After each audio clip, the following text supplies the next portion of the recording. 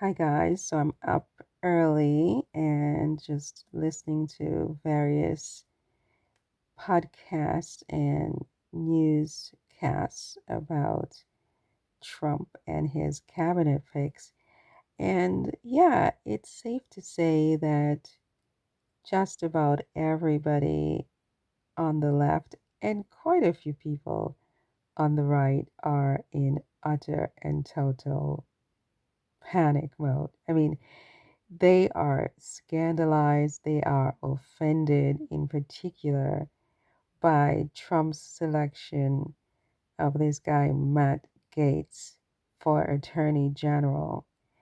And as I have said, I mean, I don't tell a single American person, I said that I didn't really follow American politics very closely for the past several years.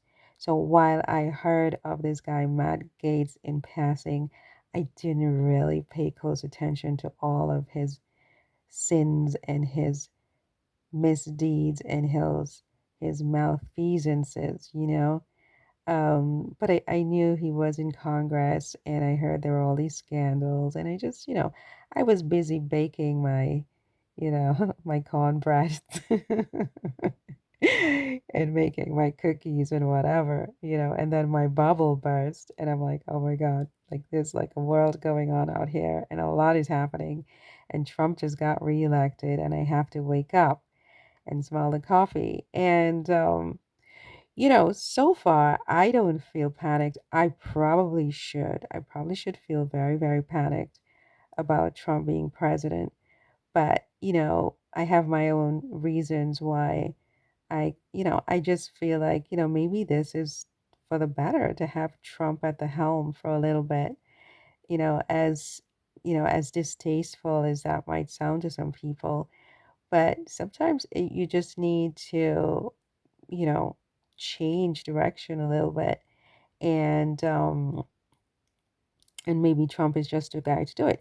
Now, in terms of this guy, Matt Gaetz, everybody is like, oh my God, this is a political arsonist. And his job is to burn the whole thing down. And what is Trump doing with this? Like, I mean, they feel like it's an affront to democracy. It's an affront to the American people. It wasn't what the American voters meant when they gave Trump the mandate. I don't know. I think Trump was very clear while running for president this time around what he intended to do, what his mood is, what his thinking is, where he wants to take the country. Nobody can say that Trump was fake, that Trump lied, that Trump said one thing and did another. I think so far he's right in step with um, what he said he was going to do and who he has presented himself as. And as far as putting people in who, as I said in the video before this one, makes everybody go berserk, this shouldn't come as a surprise to anybody because it was always how he was leaning. It was always how he was talking. He was going to clean the swamp, whatever that meant. He was going to overhaul the system. He was going to make America great again. Now, it's a legitimate question to ask. How do you make America great again by putting an attorney general, the top law enforcement official in the country, who himself is the subject of all of these investigations, these legal investigations, even criminal investigations in some cases? How do you put this person in to clean the swamp?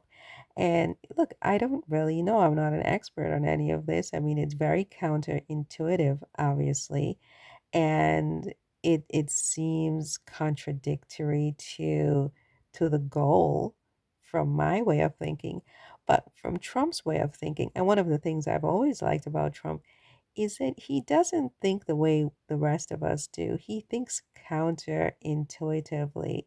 It's like he thinks like -1 plus -1 equals positive what?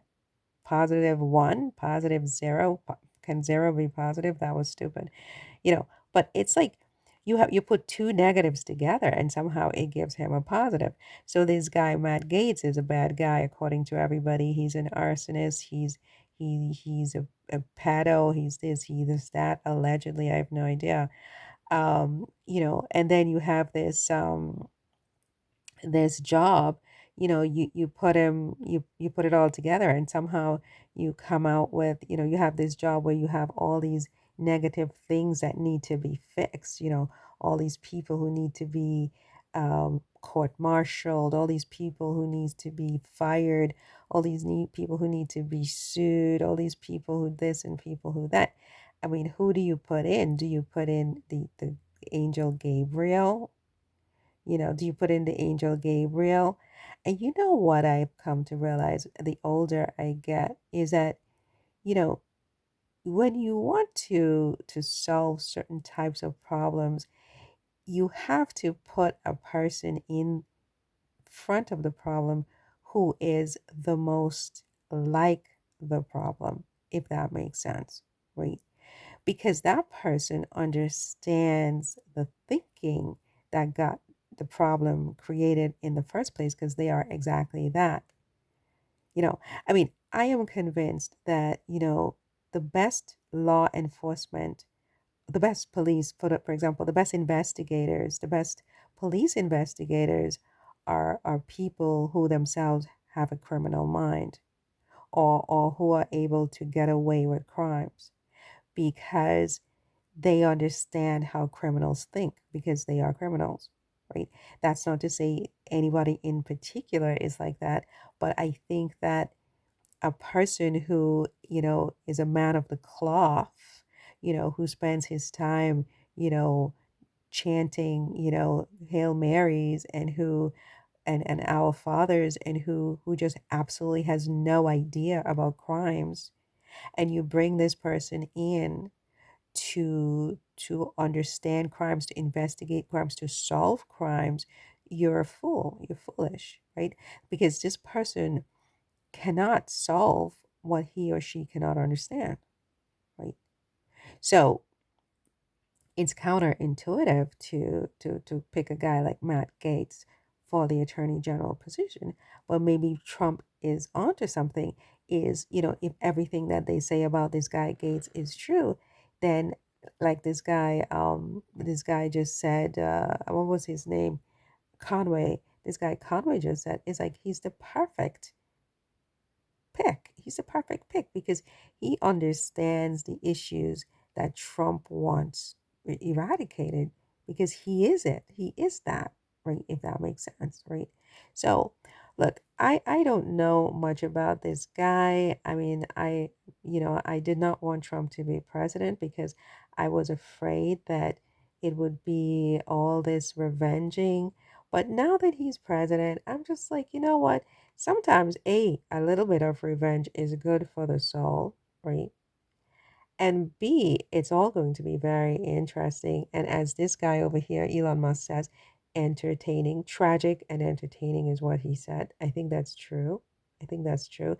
I think what they talk about behind the scenes about the next 4 years is the things they talk about that he's not kidding. It is going to be tragic and it's going to be entertaining depending on how you look at it. Maybe just don't take it so seriously because it's only 4 years. Just buckle up and just go along because you can't really change anything. Like everybody has said, Trump has a mandate from the American people. He won by more than 5 million votes. I mean, 5 million is 5 million. I mean, I can you even put that into an arena, a sports arena? No, I mean, 5 million is a lot of people. And this is what they wanted. They wanted change per Trump. They wanted Trump change, right? And they're getting Trump change with this guy Gaetz, right? And just let's see what happens, right? Let's see who ends up being charged and who ends up not being charged. Let's just see what he does. He may surprise us all, right? He may surprise us all. But I come back to the whole thing with the Democrats. It's like, why did you put up an experimental candidate in a year like this against a candidate like that if you knew you were going to be crying about people burning the house down. He never lied. He never lied. You always knew he was going to burn the house down, right? You put up a candidate who can't win, right? Even a neophyte like me could see it from day one. I said, don't. It's stupid. Don't do this. Do it in 4 years. Let Kamala Harris run after this election cycle, right? She's still young. She's 59. She'll be 63 years old. She can still run for president in 4 years. Put somebody else up against Trump. No, they went and they got rid of Biden and they put Kamala in and against Trump. It's not just that she put her in. It's against who they put her. You deserve to lose. You deserve to lose. And so now you're crying that Trump is burning down the house. Of course, he's burning down the house, but he never lied about what he was going to do, you guys. He never lied about that, right?